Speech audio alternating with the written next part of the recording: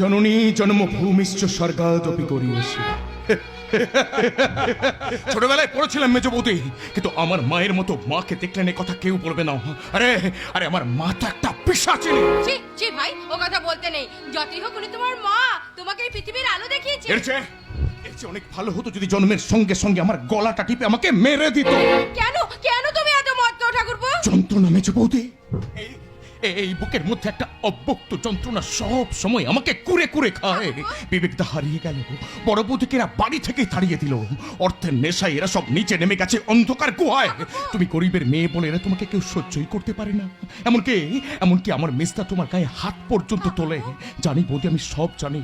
তুমি ঘরের মধ্যে একা একা বসে চোখের জল ফেলো। না না না না ভাই, আমি খুব সুখে আছি ভাই। তুমি দেখো মেজ বৌদি, যারা তোমার উপর এত অত্যাচার করছে তারা কেউ কোনোদিনও সুখী হতে পারবে না। একদিন এই সত্যের ঘূর্ণিঝড়ে সব ভেঙে তছনছ হয়ে যাবে। ওদের ওই মিথ্যে আর আভিজাত্যের প্রাসাদ। না না, অভিশাপ দিও না। ওরা সুখে থাক, ভালো থাক। বাহ মেজ বৌদি, বাহ বাহ বাহ বাহ। যারা তোমার উপর এত অত্যাচার করছে তাদের তুমি মঙ্গল কামনা করছো। সত্যিই তুমি অনন্যা মেজ বৌদি। এই বিষাক্ত বারুদের স্তূপের মধ্যে তুমি একটুখানি স্বচ্ছ বাতাস। তাই তো আমি বারবার তোমার কাছে ছুটে আসি বেঁচে থাকার জন্য একটু অক্সিজেন নিতে। না না না না ভাই, তুমি আমার কাছে বেশি এসো না। ওরা কেউ চায় না তুমি আমার কাছে আসো। কেন তুমি মুখ বুজে সব মেনে নাও? কেন তুমি প্রতিবাদ করো না? এখানে মানুষের থেকে টাকার মূল্য বেশি, সেখানে প্রতিবাদের ভাষাটা যে মূল্যহীন ভাই। চিনতে পারলো না মেজ বৌদি, এরা তোমাকে কেউ চিনতে পারলো না। সারাটা দিন তোমাকে দিয়ে এই সংসারের সমস্ত কাজ করায়। একটি বারের জন্য তোমাকে এরা বাপের বাড়ি পর্যন্ত যেতে দেয় না। বৌদি তুমি বাপের বাড়ি যাবে? আমি তোমাকে সঙ্গে করে নিয়ে যাবো। কি হবে ভাই? বললেই তো বলবে জমি বিক্রি করে টাকা নিয়ে এসো। আরে ছাড়ো তোদের কথা। কেউ বাধা দিতে এলে আমি তাকে খুন করে দেবো। কাকে খুন করবি অভি? যদি বলি তোমাকে। অভি, এত বড় কথাটা তুই আমাকে বলতে পারলি? আমি না তোর মা?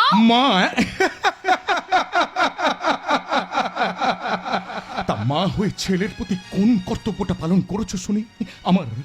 আমার খুব ভালোভাবে মনে আছে।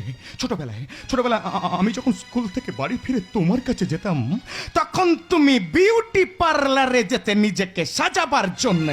আরে আমার দিকে ফিরে তাকানোর মতো সময় তোমার ছিল না। যে মা তার সন্তানকে ভালোবাসে, মানুষকে ভালোবাসতে শেখায়, তাকেই বলে মা। তুমি কি তাই করেছো?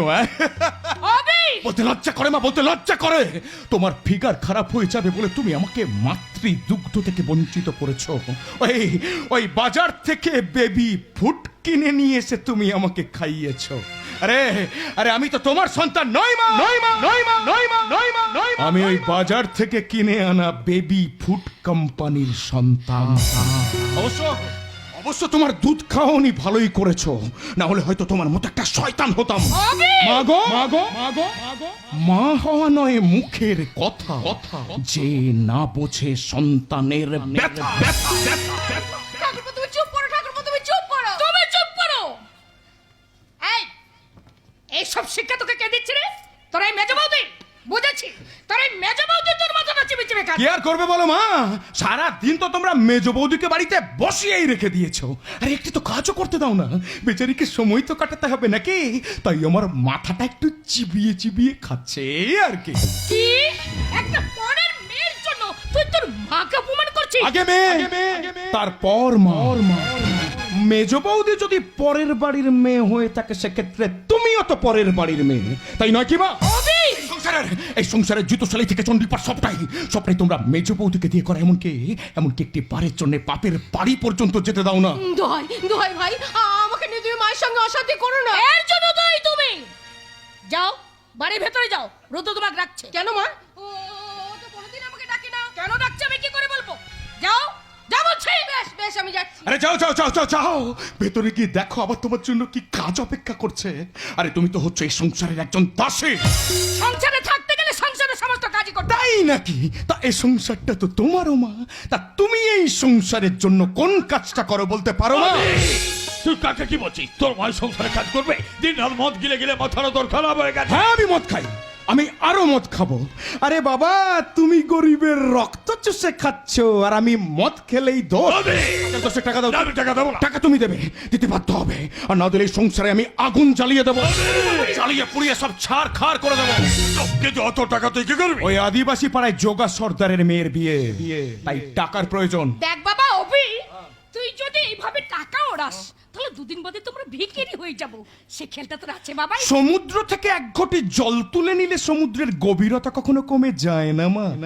আর তোমার শিক্ষার ঝুলি থেকে তুমি যদি কাউকে একটু শিক্ষা দান করো না, সেক্ষেত্রে তোমার শিক্ষাটা কখনো কমে যাবে না মা, বরং অনেক অনেক বেড়ে যাবে। বাবা বেশ তো মুখে বড় বড় লেকচার, বাবার পয়সায় ফুটানি। আরে নিজে রোজগার করে দেখা।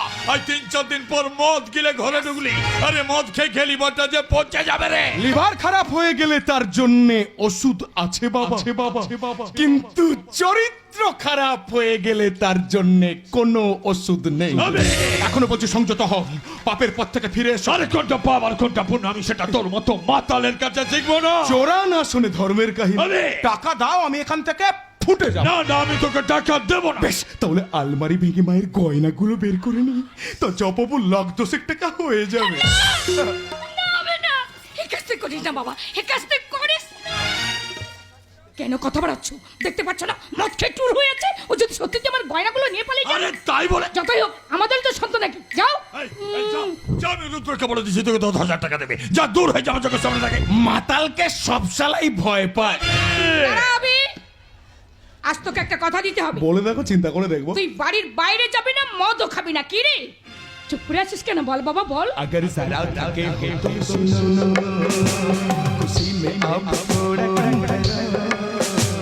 लगाओ खुद तुम भी कैसे मेरी जियो, लगाओ खुद तुम भी कैसे मेरी जियो और जियो। কি রে বাবাই, কিছু বলবি? হ্যাঁ, মা একটা কথা জিজ্ঞেস করবো? বল না বাবা, কি বলবি? ভেবে বলো, সত্যি বলবে তো? আরে বাবা সত্যি বল। আচ্ছা আচ্ছা, মামি কি সত্যি তোমাদেরই সন্তান? বাবি मुझको पीना है मुझको जीना है, मुझको पीना है मुझको जीना है, तुम अमीर हो खुश नसीब हो, मैं गरीब हूँ बदनसीब हूँ, पी के जख्म अपने सीने